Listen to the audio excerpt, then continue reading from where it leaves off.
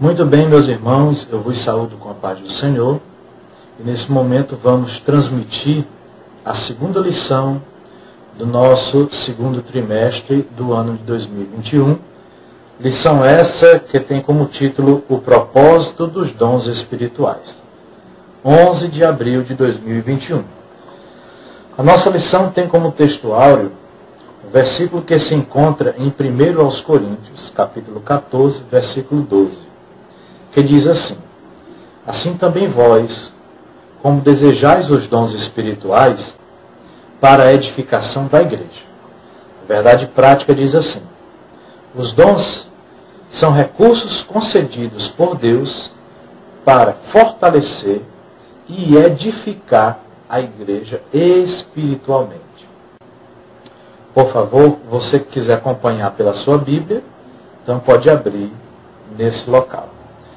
O texto de 1 Coríntios, no capítulo 12, a partir do versículo 8, diz assim: Porque a um pelo Espírito é dada a palavra da sabedoria, e a outro pelo mesmo Espírito a palavra da ciência, e a outro pelo mesmo Espírito a fé, e a outro pelo mesmo Espírito os dons de curar, e a outro a operação de maravilhas, e a outro a profecia, e a outro o dom de discernir espíritos, e a outro a variedade de línguas, e a outro a interpretação das línguas.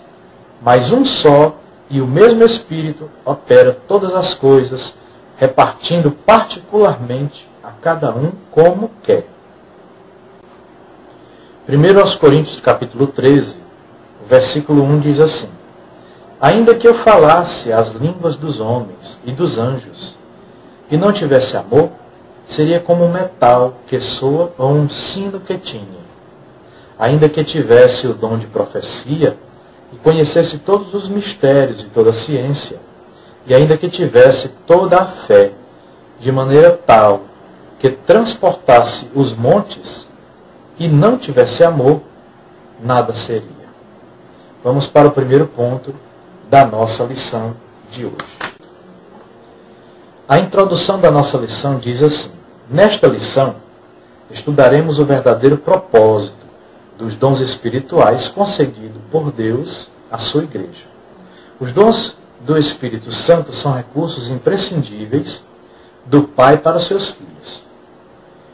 O seu propósito é edificar-nos e unir-nos, fortalecendo assim a igreja de Cristo. O primeiro ponto diz assim: os dons não são para elitizar os crentes. O primeiro tópico diz: a igreja coríntia. A igreja em Corinto localizava-se numa cidade comercial próxima ao mar, sendo uma das mais importantes do Império Romano. Corinto é uma cidade economicamente rica, porém marcada pelo culto idolátrico. Durante a segunda viagem missionária de Paulo, a igreja recebeu a visita do apóstolo. Por conhecer muito bem a comunidade cristã em Corinto, foi que o apóstolo dos gentios tratou, em sua primeira epístola dirigida àquela igreja, sobre a abundância das manifestações dos dons do Espírito, chegando a afirmar que daquela igreja nenhum dom lhe faltava. Então nós podemos entender que a cidade de Corinto era uma cidade muito rica, por causa do seu comércio próximo ao mar, uma cidade muito importante para o Império Romano, um império que naquela época ainda estava em ascensão, e que, apesar de uma cidade muito rica, muito próspera, uma cidade comercial, também uma cidade de uma cultura muito forte. Uma cultura idólatra, uma cultura de pessoas mistas. Então, havia lá uma cultura de vários povos naquele mesmo lugar. E a igreja que estava ali era uma igreja que tinha, da parte de Deus, a dispensação de muitos dons. E o próprio apóstolo Paulo fala, aqui em 1 aos Coríntios, capítulo 1, versículo 7, que nenhum dom lhes faltava. Então nós podemos entender que a igreja de Corinto era uma igreja que estava bem assistida por Deus. desfrutava de todos os dons e que tinha nas suas mãos uma grande capacidade evangelística por conta de tantas ferramentas espirituais que essa igreja dispunha.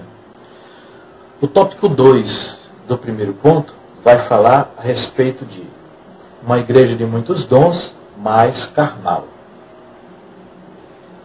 Os dons do Espírito, concedidos por Deus à igreja de Corinto, tinham uma finalidade: prepará-la e santificá-la para o serviço do Evangelho, a proclamação da palavra de Deus naquela cidade. Todavia, além de daquela igreja não usar corretamente os dons que recebera do Pai, tinha em seu meio divisões, inveja, imoralidade sexual e etc. Então nós podemos entender que apesar de esta igreja desfrutar de tantos dons espirituais, esses dons não eram suficientes para convencê-los ou constrangê-los de que havia uma necessidade real de consagração a Deus. Eles tinham os dons, eles tinham as manifestações espirituais, mas essas não eram usadas de forma correta, porque essas ferramentas dadas pelo Espírito Santo era para a proclamação do Evangelho, para a pregação da palavra. Imagine se toda a igreja que tivesse todos os dons, tivesse também essa consciência de que eles tinham a capacidade, tinham as ferramentas que dispunham de Deus para fazer a obra do Senhor e fazer uma revolução espiritual naquela cidade. Mas era totalmente o contrário do que acontecia na realidade daquela igreja. Apesar de ter todos os dons, esses dons não eram eficazes. Diz assim aqui, continuando: como pode uma igreja evidentemente cristã ser ao mesmo tempo carnal e imoral? Por isso Paulo a chama de carnal e imatura. Com esse relato aprendemos que as manifestações espirituais na igreja não são propriamente indicadores de seriedade, espiritualidade e santidade. Uma igreja onde predominam a inveja, a contenda, a dissensão, nem de longe pode ser chamada de espiritual, e sim de carnal. Então, o retrato da igreja de Corinto é o retrato de muitas igrejas dos nossos dias. Porquanto, por terem os dons espirituais manifestados em seu meio, as pessoas acreditam que esses dons espirituais são indicadores, ou mesmo termômetros de santidade e seriedade, porque os dons espirituais são manifestos no meio da comunidade. Então as pessoas acham que esta comunidade é digna de aceitação como sendo espiritual e estilizada. Como que essa comunidade estivesse num patamar mais elevado, mais próximo de Deus, por conta de terem os dons. E é completamente o contrário. Se existem a manifestação dos dons espirituais no meio da igreja, existe então ali a necessidade de consagração a Deus, de rendição, de total dependência do Espírito Santo, para que esses dons e essas ferramentas sejam usadas em prol da igreja, não só em prol da igreja, mas em prol do Evangelho, de forma correta e eficaz. Bem, meus amados irmãos, o tópico 3 do primeiro ponto, ele vai dizer assim: o dom não é um sinal de superioridade espiritual. Muitos creem erroneamente que os irmãos agraciados com os dons da parte de Deus são por isso mais espirituais do que os outros. Se nós formos parar para pensar, Deus manifesta o seu dom através de um dos seus servos. Então, a pessoa não é dona do dom. O dom pertence a Deus. E a pessoa também que está sendo usada por Deus pertence a Ele. Então o fato da pessoa ser usada por Deus através de um dom espiritual não significa que ela seja mais espiritual, ou tenha mais poder, ou tenha mais fé do que outra pessoa, ou seja mais consagrada. Pelo contrário, a pessoa que se utiliza do dom, ela tem a necessidade de se consagrar a Deus. Todavia, os dons do Espírito são concedidos pela graça de Deus, por ser resultado da graça divina. Não recebemos tais dons por mérito próprio, mas pela bondade e misericórdia de Deus. Então, a pessoa recebe o dom espiritual não porque mereça, mas porque a igreja precisa. Agora, a dificuldade é de se compreender, isso é, pela pessoa que recebe o dom, de se compreender que a igreja tem as necessidades que precisam ser atendidas pela pessoa que recebe de Deus um dom espiritual. Que a mensagem de Jesus possa ressoar em nossa consciência e convencer-nos, de uma vez por todas, de que os dons não são garantia de espiritualidade genuína. Muitos me dirão naquele dia: Senhor, Senhor, não profetizamos nós no Teu nome? Não expulsamos demônios? E em Teu nome não fizemos muitas maravilhas? E então lhes direi abertamente: nunca vos conheci. Apartai-vos de mim, vós que praticais a iniquidade. Mateus capítulo 7, versículo 22 e 23. Então, o próprio Senhor Jesus dá testemunho de que o poder espiritual manifestado dentro da igreja, através dos dons espirituais, não significa que a pessoa seja mais espiritual que o outro. Não significa que a pessoa tenha poder de si próprio. De si próprio a gente não tem nada. De si próprio a gente só tem a necessidade de nos achegarmos a Deus. Amém? O ponto 2 da nossa lição diz o seguinte: edificando a si mesmo e a outros. O primeiro tópico é o seguinte: edificando a si mesmo. Paulo diz que quem fala em línguas estranhas edifica-se a si mesmo. O apóstolo estimulava os crentes da igreja de Corinto a cultivarem sua devoção particular a Deus através do falar em línguas concedidas pelo Espírito, com o objetivo de edificar-se a si mesmo. Então, as línguas estranhas, elas vão ser manifestas na vida da pessoa para a edificação própria. Mas elas também podem ser para a edificação da igreja. Como? Quando existe ali, em meio àquela manifestação espiritual de línguas estranhas, o intérprete das línguas.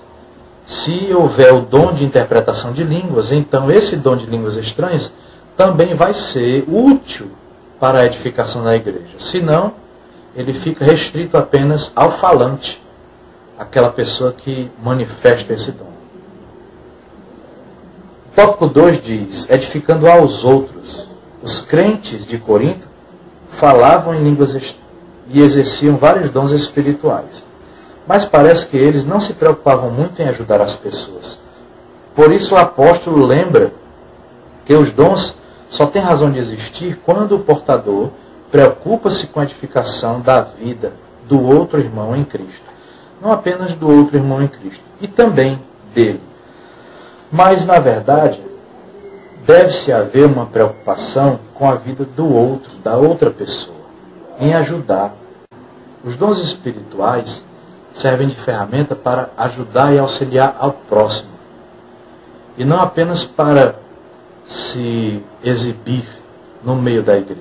Tem gente que usa os dons espirituais para se exibir, para adquirir status, para adquirir influência no meio do povo de Deus. E não é assim. O dom espiritual é para ser usado no auxílio do próximo. O tópico 3 do ponto 2 diz assim: edificando até o não crente. Embora o apóstolo dos gentios estimulasse todos os crentes a falarem em línguas, isto é, a edificarem a si mesmos, seu desejo era também que esses mesmos crentes profetizassem a fim de que a igreja toda fosse edificada. Até porque, meus irmãos, não existe sentido de um culto, num culto, haver apenas línguas estranhas. Se a finalidade do culto a Deus que nós promovemos é o evangelismo e a pregação do evangelho, então devemos entender que pessoas ali existem que não fazem parte da comunidade. Por isso não vão entender a manifestação do dom de línguas. Deve haver uma manifestação do dom de línguas, sim, mas não deve ser a protagonista do culto. Se houver manifestação de línguas, que haja intérprete.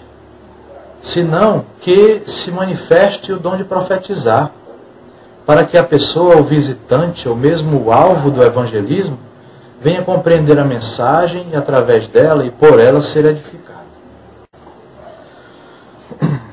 O ponto 3, ele diz o seguinte: edificar todo o corpo de Cristo.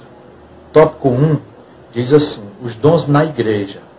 Na primeira carta aos Coríntios, Paulo dedica 2 capítulos, o 12 e o 14, para falar a respeito do uso dos dons na igreja. O apóstolo mostra que quando os dons são utilizados com amor, todo o corpo de Cristo é edificado.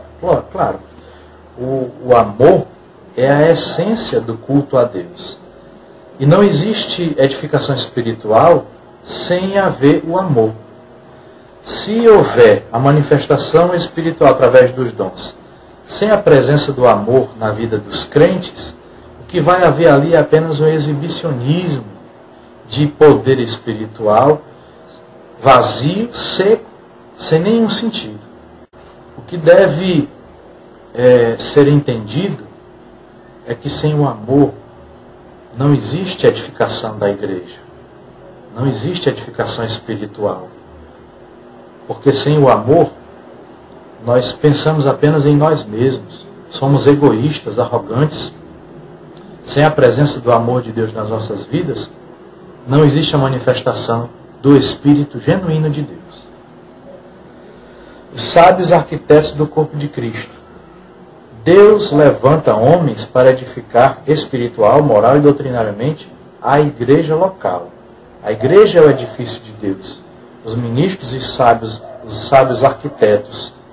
O fundamento já está posto pelos apóstolos, que é Jesus Cristo. O fundamento é o alicerce. O fundamento é a pedra fundamental. A pedra que vai servir para esticar a linha, aonde vai ser levantada a parede do edifício.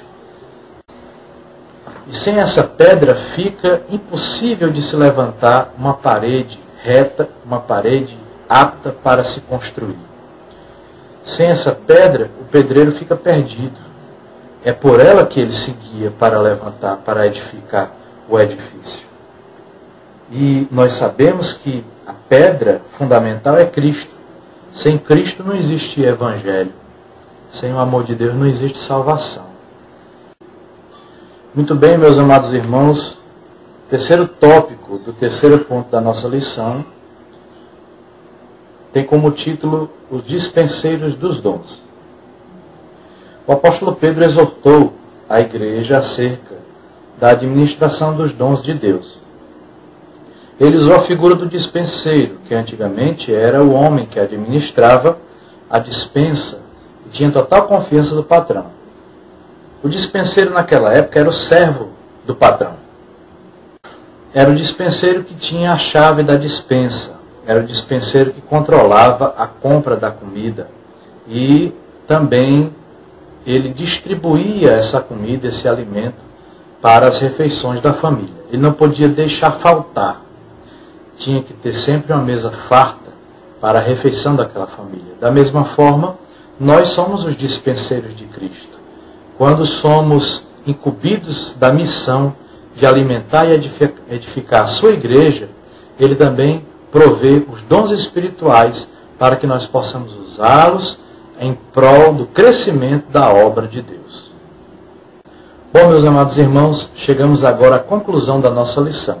E ela diz o seguinte: a igreja de Jesus Cristo tem uma missão a cumprir. proclamar o Evangelho em um mundo hostil às verdades de Cristo e descrentes de Deus. Diante desta tão sublime tarefa, a Igreja necessita do poder divino. Os dons espirituais são um arsenal à disposição do corpo de Cristo para cumprimento eficaz de sua missão na terra. Então, os dons espirituais, na verdade, como disse o pastor João Gonçalves Mendes, não é condecoração, não é enfeite, não é medalha no peito. Os dons espirituais são as ferramentas do Espírito na batalha contra o mal e a edificação da igreja. Então, que através dessa lição de hoje, nós possamos ser edificados espiritualmente, que Deus possa nos abençoar, trazendo à memória que os dons espirituais têm os seus propósitos. Mas o dom espiritual, ele não tem como propósito elitizar o crente, nem serve tão pouco de termômetro de fé e santidade. Bom, meus amados irmãos, chegamos ao fim da nossa lição e aprendemos nesta lição de que os dons espirituais não significa que eu seja melhor do que ninguém. Não é um indicador de santidade. Não é um termômetro de fé. Os dons espirituais são ferramentas úteis para a edificação do corpo de Cristo e da Igreja de Deus. Também os dons espirituais não servem em meu benefício próprio, mas sim em benefício do outro. Não serve para que eu tenha um destaque elevado, não serve para dizer que eu participo de um nível maior e mais elevado na igreja, não. Não é para me dar influências, não.